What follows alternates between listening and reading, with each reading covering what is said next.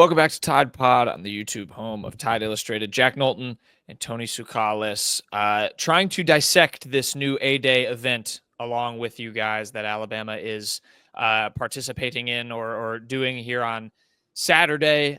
Consider this a preview for the game. We talked to a bunch of players here on Thursday when we're recording this. So go over to Tide Illustrated too and check those stories out. Got some good stuff from guys ahead of A-Day, after Alabama's latest spring scrimmage as well. But the Tide doing A-Day on Saturday. I know, Tony, let's give our quick thoughts on this to start with the format, because that is a topic of discussion. It's obviously an A-Day event, not an A-Day game. We'll still have the Walk of Champions at 10 a.m. Before the noon kickoff in quotation marks. But just what do you make of just your quick thoughts? I know we've talked about it on past pods, but of them switching this format. We're not exactly sure what it's going to look like. Maybe 7-on-7 stuff, live drills, some team stuff. Who knows? We'll probably see a good bit of it all, but it is a more true practice instead of a game. Your thoughts on that? Do you still think it could be an effective, thing for Kalen DeBoer and maybe for the fans too? Effective? I mean, it's a practice, so they will get something out of it. It's not going to be, it's going to be a real practice. So, fans will get to see that. And I think Jeff Allen, the athletic trainer, kind of pointed out on the radio the other day that, technically fans have seen more scrimmages than they have full practices. So I think it's kind of the company line there, but I guess you could make the point that it's different and it could be a little bit more fun. I think most fans would tell you, and I would tell you, that I'd rather see a scrimmage. We were really spoiled under Saban, where you had the first team offense and second team defense against the vice versa. You know what I'm saying? I thought that was always, kind of the best way to watch it. But, in today's climate, I don't know if you can do that, whether it's through injuries. Teams are, less deep now in terms of, you're not having kids stay around long enough. So, you're kind of always assessing, spots on your roster. And sometimes, you need to bulk up in the spring portal and you're a little bit low on a roster spot. Whereas in the past, maybe you wouldn't have been as low because you didn't lose the guys from the previous window. Also, you don't want to put your players in the store window. There's a reason why this isn't going to be televised either. I think that you don't want to advertise to every team just what do you have and what are your players and who they should steal, so that's just kind of the way things are. I get why Kalen DeBoer and Alabama are going this way. I don't blame them for doing it. Is it as exciting? Of course not. I think that the people that want to come out and see it are going to come out and see it, and they're going to be satisfied because those people just want to see Alabama football, and it will be Alabama football, even if it's not in a competitive or scrimmage-like manner. And there might be parts of it that are scrimmage-like, there might be team drills. There probably will be some team drills, even if it's 7-on-7, there'll be something, but I think fans will probably, the fans that are open to it will enjoy it. And then the fans that, aren't, then, kind of know what you're getting, right? You're not going to get a full practice, a full scrimmage at all. So it's going to be different. It is what it is. It's it's another thing we're going to have to adapt to in this wild west of college football right now. Yeah, definitely something to adapt to a little bit. I agree with you. I think, in the end, you can still spin it as something positive and fun. It's still the first chance for fans to see this team in person before the start of the season. I think that's an important thing. And we'll see. I'm excited to see what they do. If they do, bust out any crazy drills or what happens. Maybe they'll do some competitions. I don't know. But we'll find out right along with you guys. Obviously, we'll have a ton of A-Day coverage. We'll both be in the press box watching on. I think Kalen DeBoer should troll all the old fans and have a ice cream truck roll up to the 50-yard line. Oh wow! Midway. Yeah. That would be some callback. Yeah, free ice cream in addition to the autographs for the Yay Alabama members after the game. Yeah, just midway through the practice, everything stops. Everyone gets an ice cream, and then they all go back to it. Yeah. Fans would love that, right? I think they would. I think they really would. Well, other than the possibility of ice cream trucks, we should dive into what we are looking forward to seeing. Obviously, what we think we might see, given that we don't exactly know the format of the practice, but we know we're going to see, every player, at least every player who's healthy. And let's start with the position that has gotten the most buzz throughout the spring, that will get the most buzz in the fall until a starter is named. the quarterback position. Tony, I know you're going to be really locked in on that during A-Day and what they're doing, with a chance to watch a full practice with the QBs. Obviously, we've seen them in little spurts. You've heard things from scrimmage reports and all that stuff. What are you excited about seeing? What are you going to be watching the most for with the quarterbacks, with the chance to see them in action for a full practice here on Saturday? Just see how they actually, whenever we get to see the quarterbacks, they're always throwing against air. And that's, you can kind of judge the accuracy of their passes, or if they put a nice spiral on the ball. But things are so much different when, they're not throwing against the defense, when they have no pressure. Ideally, I don't know what we're going to get, but if we get some kind of 7-on-7 stuff, or we get to see how they, work in the pocket, or maybe deal with, simulated pressure, I think that would be fun to watch. I think that's going to really be what sets apart these teams, and how they react to defenses, and how they're able to read defenses and make plays under pressure. Like I said, it'd be better to see that in a scrimmage atmosphere, but I think there's a lot to gain off of maybe watching more than there's definitely a lot to gain than what we've been watching from the quarterbacks.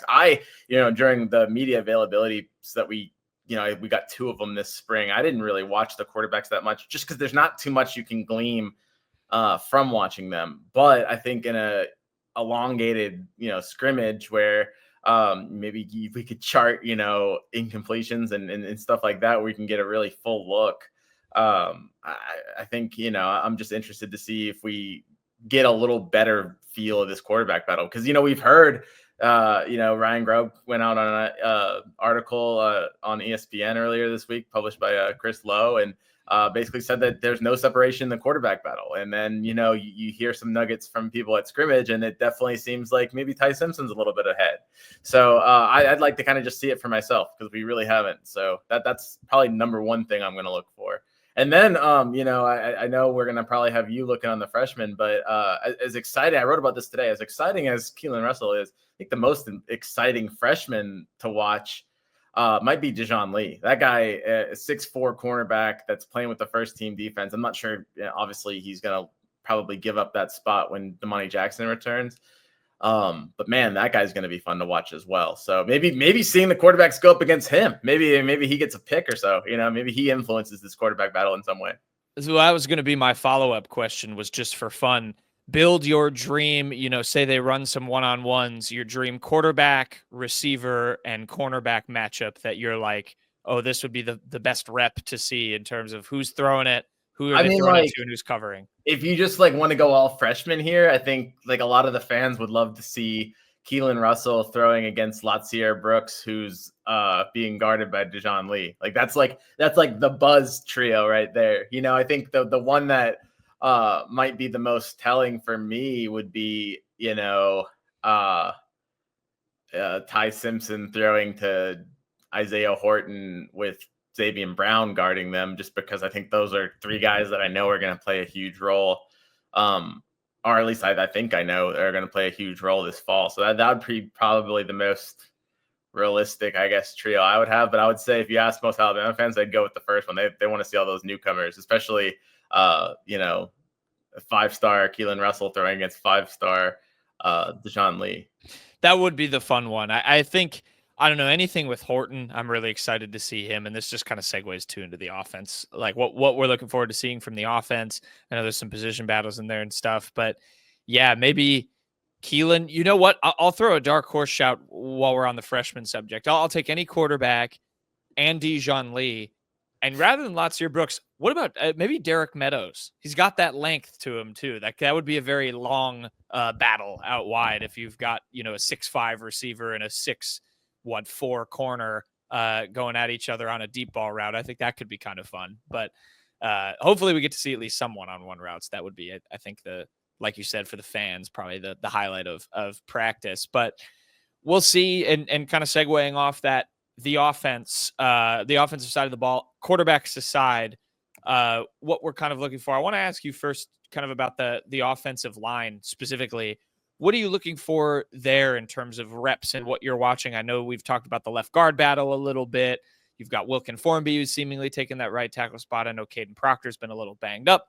What are you looking for the offensive line, I guess, specifically, and then any other skill positions on that side of the ball as well?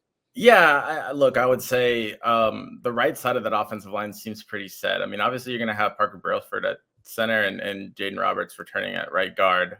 Looks like Wilkin Formby's your right tackle. That's just, but you would want to see how he plays. Um, Left tackle has been Ola Salonen. He's, it's nice to see him kind of step up and actually kind of switch over to tackle because he's played a lot of guard. That will help for depth. I wouldn't be surprised if Alabama adds another depth tackle in the portal if they can. But obviously that spot's going to go to Caden Proctor. So even as well as, Olas does, you're just kind of like seeing how he'll do as a backup. Assuming Gino Vandemark is healthy enough, we saw him on a bike on Wednesday. Mm-hmm.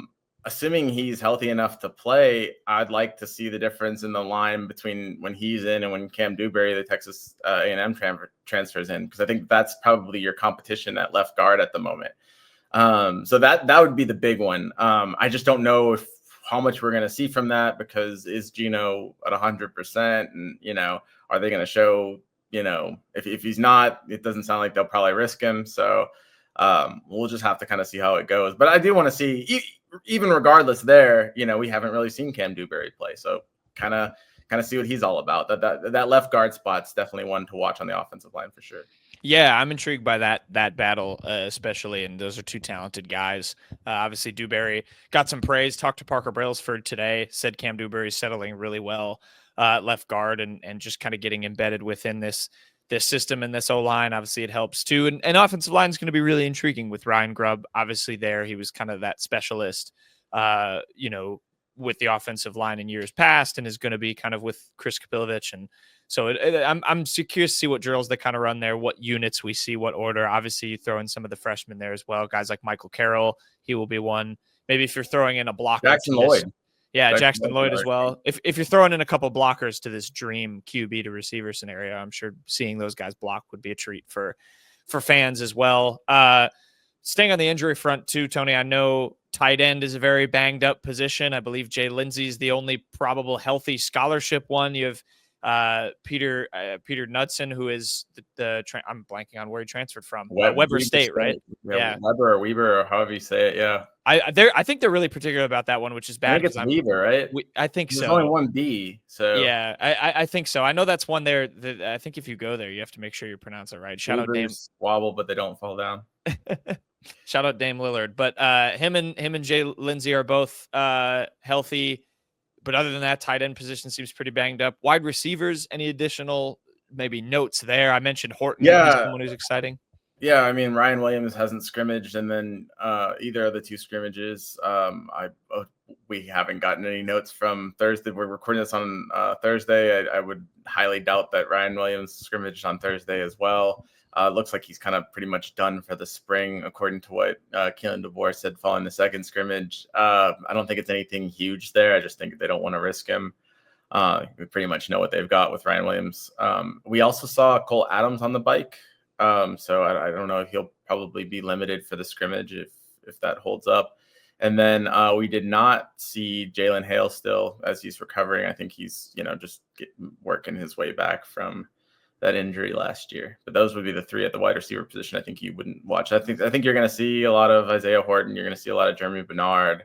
And you might see a lot of Latsier Brooks. He's a guy that's really been getting a lot of buzz. He's, he has that number 17. He kind of looks a little bit like Jalen Waddle. I know it's kind of an easy comparison to make and not necessarily a fair one to make, just because that's a lot of pressure on a true freshman. But he's a small little playmaker in the slot that wears 17. Alabama will that'll bring back some very fond memories for Alabama for sure.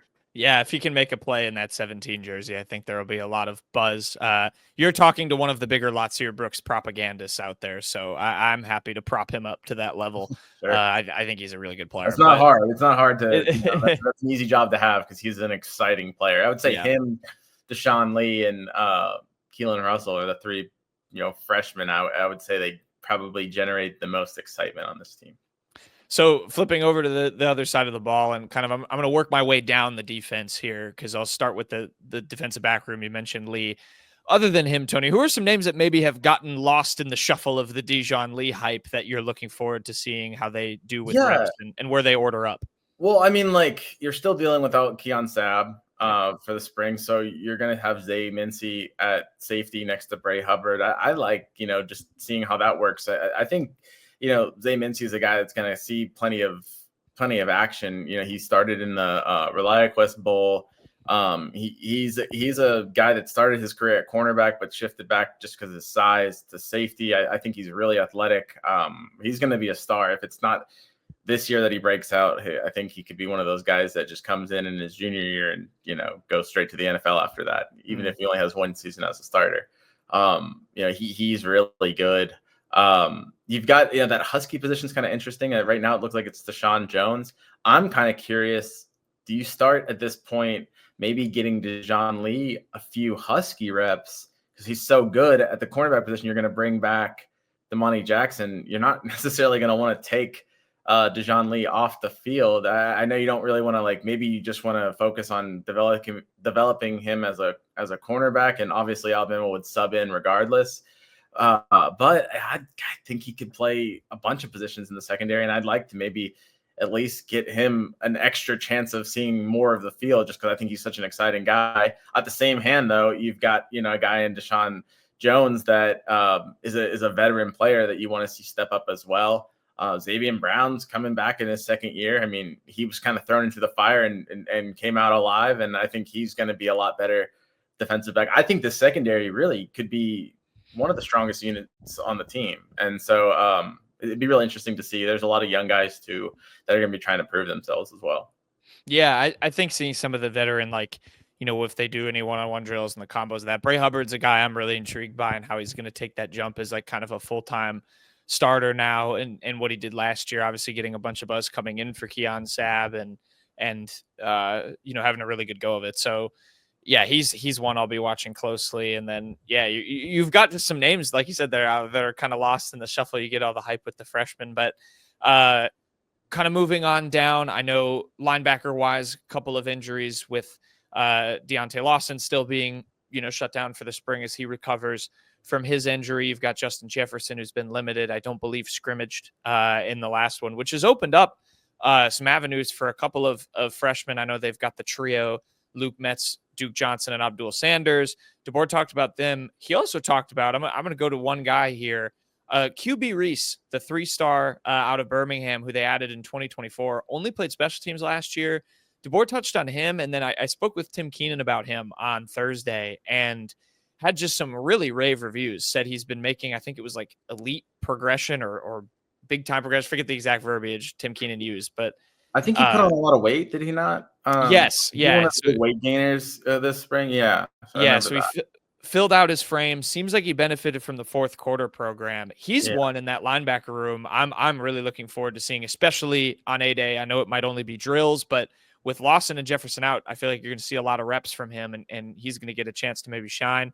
I know it was an actual game, but we saw a guy like Justin Okoronkwo have those 12 tackles in A-Day last year. Yeah. Maybe QB Reese is that guy. Yeah, well, that, and I think during the first scrimmage, it was Abdul Sanders who led the team in tackles. So maybe he takes on the Justin Okoronkwo, one of those two guys. You're going to need somebody to step up. I don't know how much those players are going to see the field, because obviously you're playing right now without Deontay Lawson and Justin Jefferson, but you want to have that depth. And so it's really good to hear things about Abdul Sanders leading the team in tackles after the first scrimmage, or QB Reese, putting on some weight. And that's one of the areas you were concerned about. And it looks like there's a lot of encouragement there. I think you got something unexpected there with QB Reese. I don't know if anybody really, he's kind of one of the players that I think a lot of people just thought was just on the roster. He's just another name.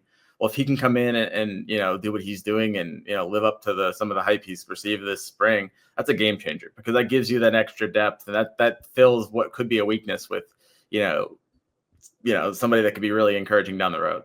Yeah, and I think the thing with him too, and you're not going to necessarily see it, or maybe you will if it is able to translate, is DeBoer after the second scrimmage, when he was asked about those younger linebackers, kind of talked about, we're trying to do a lot more with that Mike linebacker position. We want them to be the leaders of the defense. Obviously, Deontay Lawson, I would assume, is going to wear the green dot again and be that kind of communicator. And that was one area he actually mentioned QB Reese. He said he liked how he was directing traffic and being kind of that guy commanding the defense. So he's kind of grasped those traits of playing that position too, which I think is an important thing to note for him. So he's one I'm curious to watch his reps. Let's go to the two best named positions on the team, the Wolf and the Bandit. I know you talked to Jamarian Latham on Thursday, Tony, obviously one of the guys at that Bandit position. He's moving to Wolf, actually. Yeah. Oh, sorry, that's right. Yeah. Oh my God, I can't keep it together. There's too many. There's too many switches. He's going to Wolf, but obviously a player who's played both of those positions. You've got a couple guys in there as well. I know Kelby Collins. Latham talked about him. What are you looking for reps wise from some of those edge rushers? I'd like to just see Kelby Collins. We don't really get to see these guys in a lot of action. I think he's a guy that, a lot of his Florida teammates during the Senior Bowl, they were really high on him and, compared him to Princely Umeniman or whatever, the guy that went to Ole Miss. Yes. I can't say his name, but that guy is going to be a second-round pick probably. I think Kelby Collins is, when he plays that bandit role, I think he's going to be a lot better than when he played the inside role at Florida last year. So, Alabama targeted him for a reason. I'm expecting big things for him. I'm expecting a jump from LT Overton as well. So it'd be nice to kind of see if he's kind of put more together there. There's a lot of depth at that bandit or just edge rusher position, whether it's Wolf or it's bandit. So Alabama's going to need some people to step up. I think one of the things that hurt them on defense, the defense was solid last year, but some of the things that hurt them maybe on some of those third downs, they didn't have a guy that could get home to the quarterback really and get those sacks. Just be nice to see who maybe could be that. Is it LT Overton? Is it somebody else? Is it Quay Russaw? It could be a lot of those players. Is it a young guy? Is it Yanzi Pierre? It could be a lot of these guys. There's a lot of talented players at both those positions. So kind of getting to see that depth, whatever we get to see from it, I think will be pretty fun.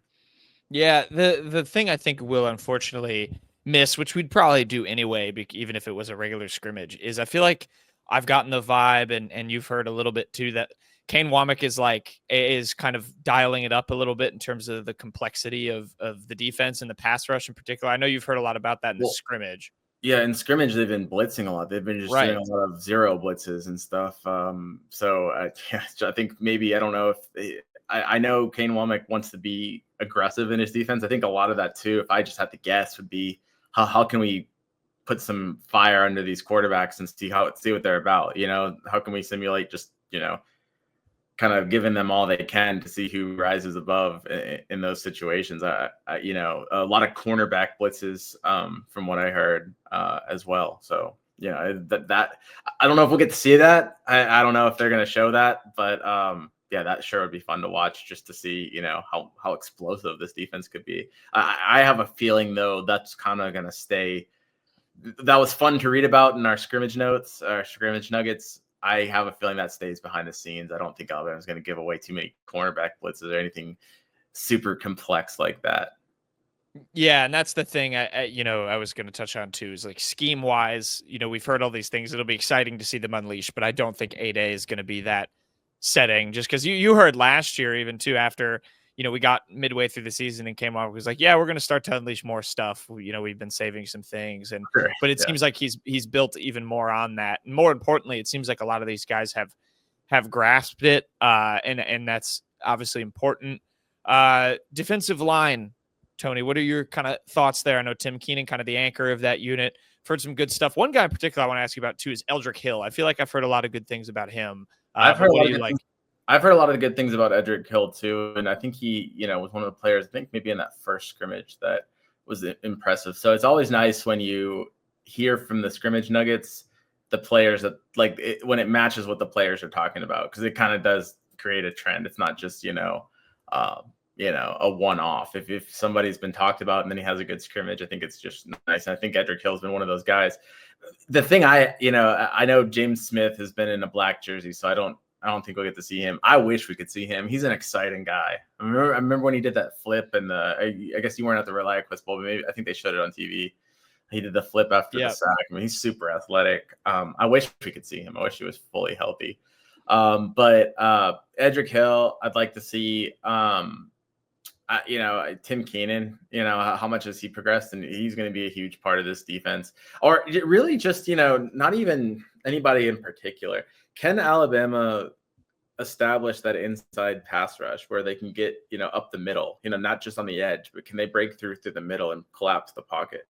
Once again, not sure we're really going to get to see that, but that's something, I guess, on the defensive line that I would be excited or interested in seeing. I would encourage fans too, whether it's they're doing like a drill with the dummies or whatever, to watch Tim Keenan and Freddie Roach and the way those two kind of interact with some of the younger guys. I think that's been one of the more fun things I've watched in just the regular spring practices. For sure. I think in general, I mean, look, if you're not going to see a scrimmage, you might as well look for stuff that you don't normally get to see. Watch the coaches. I mean, this is your one chance to really see. If you're wondering what a coach is like, you're not going to see that during a scrimmage, but you'll get to see how fired up maybe Kane Womack is, or you'll get to see. There's a few of them that get pretty animated. Freddie Roach can get animated. So yeah, I mean, probably not going to be able to hear them as much as we are when we get our little 15-20 minutes because we're right there next to them. But I'm sure you'll still see some fireworks. I would expect that for sure. Yeah, there's certainly going to be some tweets like so and so is yelling at so and so, and I feel like if I'm power ranking them quickly in my head, Womack's a good one. I feel like Roach and Shepard also have to be up there with who could get the most animated at their units. Those two are always loud, and it's great. I mean, they're even the same way when they talk to us, as reporters. It sometimes feels like we're their players at a time. They're getting pretty fired up and animated. So yeah, that's a very good point. Is watch some of these coaches. I don't know if you have any quick thoughts on special teams. That was the one area I didn't touch, but yeah, I think that will, depending on what we see, that will be interesting. A lot of problems from the second scrimmage and just long snapping. And I know they don't have David Bird. He's unavailable at the time. He'll be back. He's the Cal transfer. That's going to be the long snapper. So, but that was a problem in the second scrimmage. Punting was a problem. Alabama will be without freshman punter Alex Asparuoff. They do have Blake Dowd. I think that's his name, right? Blake Dowd. But he struggled in the second scrimmage. So it'll be interesting to see if does Alabama need a punter? I mean, I think that's something that I wrote in my things that I'm looking forward to seeing. Then Connor Talty, I'm sure that they'll practice some field goals. Everybody wants to see that. Alabama didn't kick very many field goals last season, but who knows? Maybe they'll kick a lot. He's entering, I think, what is his third year with the program. So he should, have a good feel for the pressures of kicking in college, and he should have developed a little bit behind the scenes as well. We saw him on kickoffs, but nice to see if he can kind of make some long field goals. I think that puts some players or some fans at ease for sure. Just to run through too, we've mentioned a bunch of them, but the other guys who we know are out for the spring who you won't see at A-Day, Bubba Hampton, the redshirt freshman receiver, Fatua Henry, the edge rusher who came over from JUCO, at the linebacker, at the edge rusher spot. He is also out. We mentioned all the tight ends. Danny Lewis, obviously a guy who people might know from last season, is out for the spring. Nearly every tight end is injured, so that position will just be very slim. But Tony, I think the good way to segue, off of this, and feel free to throw any final things you're looking for the spring, but you segue from this into April 16th. You have that 10-day portal window. You just touched on it. Maybe a quick preview on that. What things are you looking for maybe for Alabama to target, and could potentially A-Day give way, like you said, with the punter position? Could A-Day maybe give way to some positions where you're like, they look a little bit thin there, even, acknowledging the injuries? Yeah, I think you look at some of those spots, where, do you need to bring in a punter? Is that a major concern, or is that something you think you can develop? Tight end, I mean, I think a scare like they had might just prompt them to bring in another tight end. I would say tackle, if you can find one that's willing. It's tough because you need basically a backup tackle at the moment, but maybe if you can bring in somebody that is good enough to compete with Wilkin Formby and just be that tackle body, as much as maybe Ola Salanen's improved, not sure you want him to be your backup left tackle if something happens to Caden Proctor. So I think it'd be good to get another tackle body in there. That's the That's the big one. That's pretty much the big ones. I don't know who's gonna Right. Well, that was I guess that who's was gonna kind of be what I was really thinking. available, right? I mean, Yeah. shoot, I saw something. I don't know if this was this true or not. Isn't there something about Tennessee's quarterback entering the transfer portal? Maybe that He is. well, it's been put in very professional terms now where it says he's negotiating a deal, which you'd have to think the only reason I mean, that's I'm sure tweeted they're is going to get that because done, but if that's the signal of what we're going to deal with, then oh man, we're going to have a lot of. It's going to be normally you don't get a super busy spring window, but if that's what we're starting off with, then who knows? Maybe you'll see some stars enter for sure. yeah, and I think that that's the thing is Alabama's in a relatively comfortable position with depth. I mean, you heard so much last year about positions like the secondary where they felt like they didn't have just enough bodies. And that is kind of the tough thing is, you don't necessarily need a guy who you can say, "Hey, come in, you're going to be our starting left tackle. We need you." But you also, it's hard to convince a guy to come in and be a backup when maybe they were a starter elsewhere. So I wonder if maybe the additions won't be as flashy, save for, potentially a punter, as flashy as you can get as a punter signing. But we'll Yeah, I think see. you're going to get some either young guys, maybe guys that may be players that they can maybe convince that they could have a starting job next year. Maybe you bring in a guy. I'm trying to think of a position that they might. You might lose uh, a few people at linebacker, right? If you could bring in another linebacker that's a young linebacker that knows that you're going to lose 3 seniors, maybe he comes in and is okay with waiting a year because he feels like he can win that job, and then Yeah. you got more depth at linebacker. I'm not sure that that's what they're going to do, but maybe that's on the defensive line. Maybe you get a defensive lineman that's a young defensive lineman that you think, okay, if I wait 1 year, then they come in after they lose some guys. You just I just have to see. Yeah, Alabama is always you're never gonna not anger an Alabama fan or anger an Alabama fan by suggesting they get another defensive lineman. That is that is one thing I most certainly have learned. So yeah, we'll see. We'll have our eyes on the portal ahead, but I'm really intrigued for this A-Day. I think there's a ton of still intriguing stuff to watch, whether it's guys taking reps, how many reps each quarterback gets with the first team like Tony touched on. It's going to be a I think still exciting event as much as it's not a game. We'll try and still, or Alabama seems to still be trying to give fans something to look forward to. And I think you put it best, Tony. The people who want to watch it are going to enjoy it for what it is, and the people who not will have to wait till fall camp in 2025 to see their team in action. But I suppose we'll see. We'll have all the coverage of it over on Tide Illustrated. What's some sad news before we go, right? I do, yes. Before I sign off, I want to preface everything, and I'm terrible at doing these, so bear with me.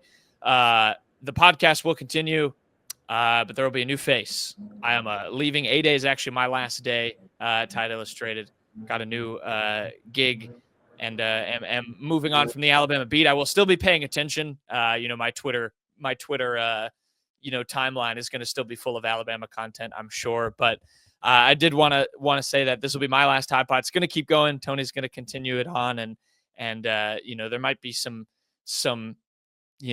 edits and things that'll still be the work of myself from afar. But yeah, this will be my last one. I've very much enjoyed the ride.